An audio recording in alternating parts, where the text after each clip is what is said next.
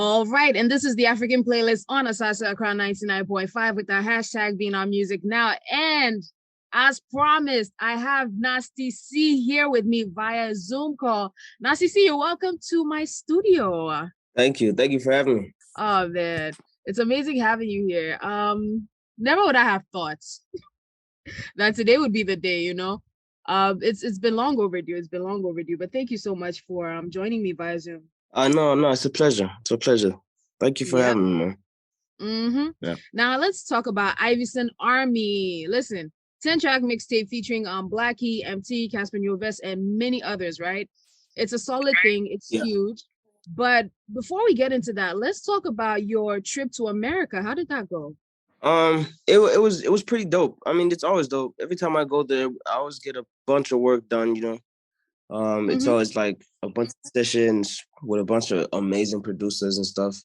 And this time around, I'm working on my album, so I was finishing that off. So it was great, man. Okay, all right. We'll talk about that later on. And big ups to you for your recent performance at the MTV EMAs with Spin on Ayana. I mean, the whole performance was just fire. But what was the experience like for you in particular? Yeah, the EMAs was amazing, man. It was a crazy experience. Just being to be around all those amazing artists and be on that red carpet, man. It was crazy. And then the performance was just nuts, man. Shout out to DJ Spino. That's my guy, you know. That whole performance was nuts, man. Yeah, you came out looking like a purple cloud and everything. But I mean, as a child, growing up with the aspirations of being a rapper, did you ever dream that you'd be on that stage? Because it's surreal. I mean, of course, yeah. These are the stages that I used to see all my idols coming up, you know, as a kid, just coming back from school, watching TV, waiting for the EMAs or waiting for the MTV awards in general, like all of them.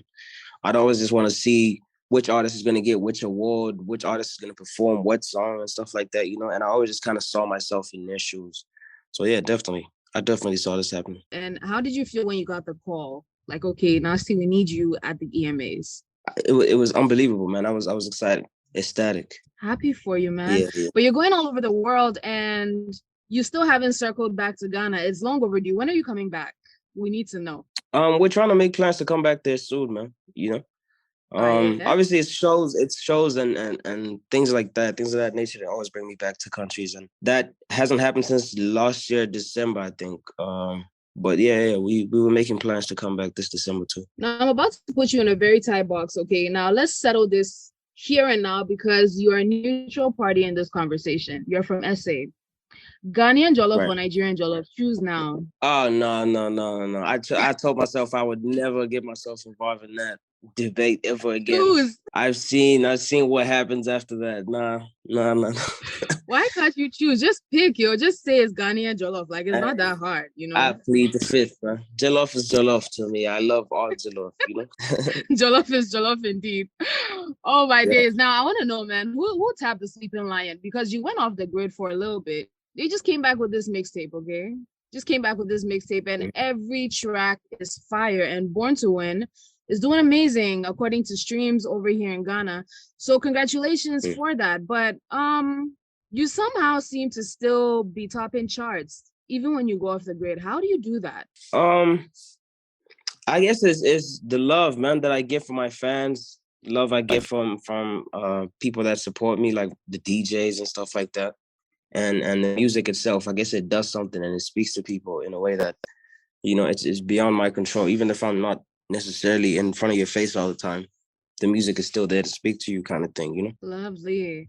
Now let's talk about the mixtape, okay? What was the inspiration behind the mixtape? Let's start from there. When there was a time where South African hip hop was like, I don't know, it kind of took the backseat for a little bit. And it felt like a time where we needed to come together and make something happen, you know? Hip hop needed a moment for it to come back alive again. And I wanted to do the Ivyson tour, which is something I do every single year, but only this time I wanted to do it different. It was to do a mixtape and feature people that I'd been booking and putting on the lineup of the Ivyson tour. But this time do a mixtape with them and put them all on the tape, do songs with them so that the next time we do an Ivyson tour, not only would they just come on stage and bless the stage, but I'd be able to perform these songs with them on stage and people would see us come together, and that would create like moments, you know. That was my whole thinking behind it. Nice one.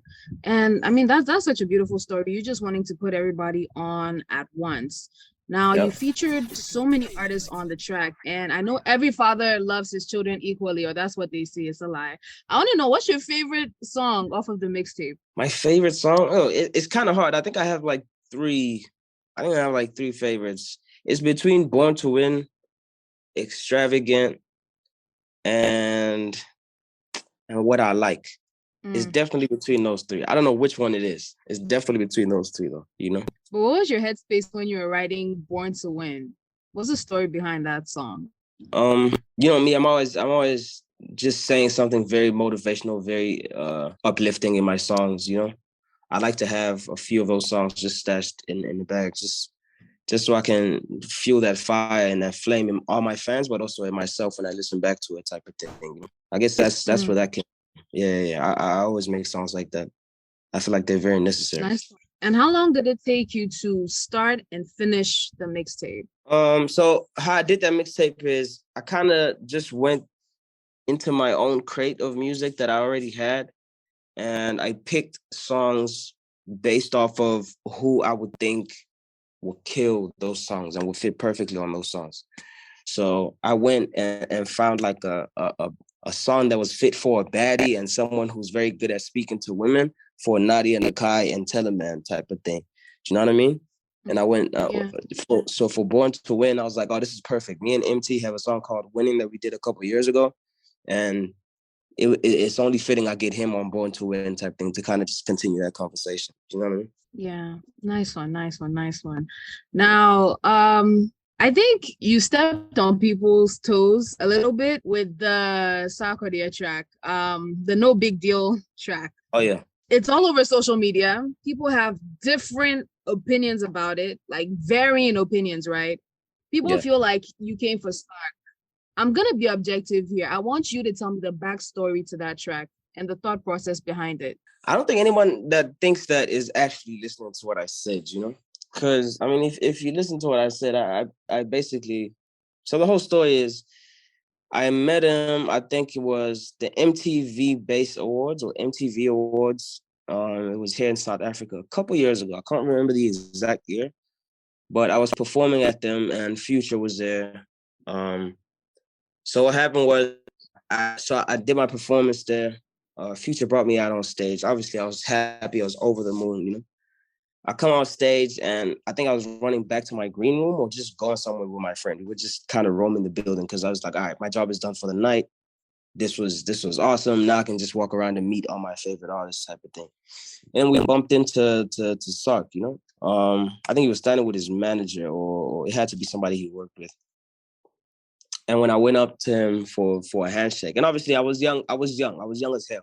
I doubt he even knew who I was. Do you know what I mean? And even if he did, I don't think he thought I was that important type thing, you know? So I went up to him for like a handshake and he kind of just, you know, like snubbed me, so to say, you know? And because I was such a huge fan at the time and I was a kid, I got a little emotional about that, obviously, you know what I mean? And I just like, I held a grudge. And like I said in the song, I didn't want to do a verse for him for the longest of time. But then I got over that. And, you know, I have nothing but love and respect for Sark, man. And like I said in the song, if he ever asked me to do a verse for him, it would probably be my hardest one yet, man. Like facts. Now, I want to know, like, that happened to you and it was one of those moments in life where you're growing up and then you realize there are bumps in the learning curve in terms of interactions with people and how you relate to people and how you also carry yourself as a young person rising to the top. So what lessons did you personally gather from that experience? Even with you holding the grudge, with you letting go of the grudge and all of that, what did you learn? Or what kind of character development did you get out of that situation?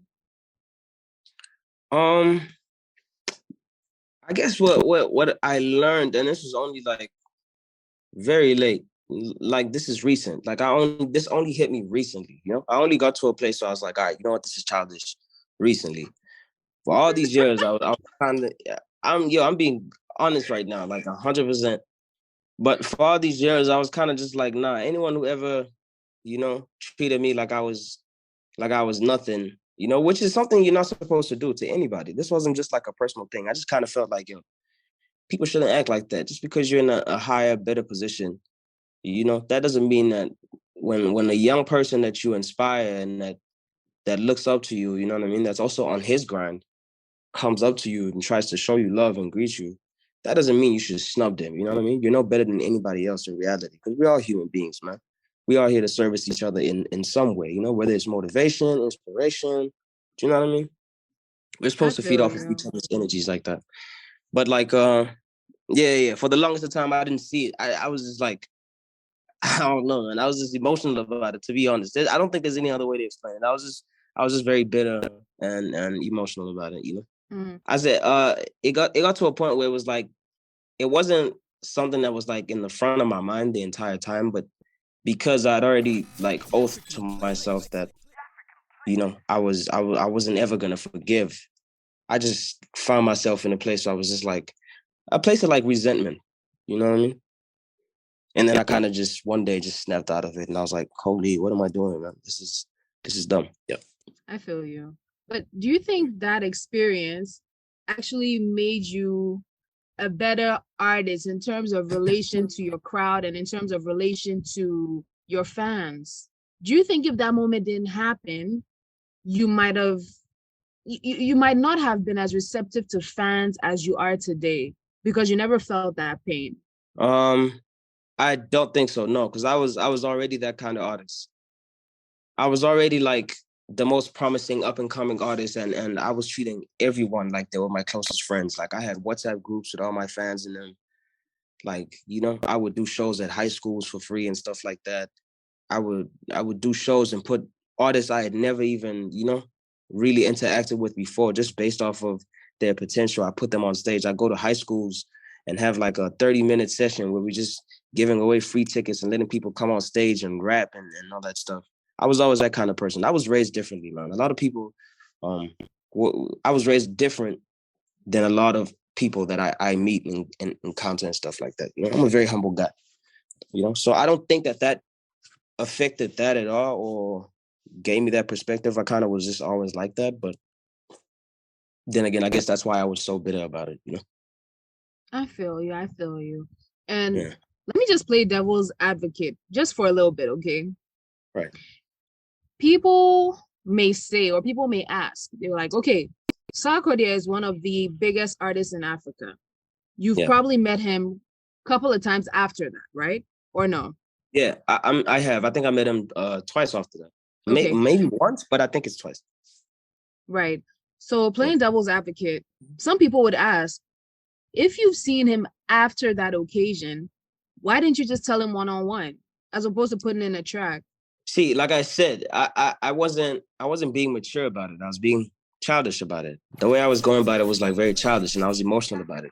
And when you're like that, you want to make someone feel that pain. You want to make someone feel like, wait, is this guy snubbing me type thing? Like you want them to feel that. I wasn't open to like reasoning and speaking about it and addressing it. I wasn't at that place at that time. I was still in my like vengeance bag. I feel you. I feel you. But Yeah. right now, since people are divided on the internet, and I'm sure you always want to give your fans what they want, would you want to do a versus battle with him? Just something nice for the fans. No, not a versus battle. I don't think I don't think that would be yeah, not a versus battle.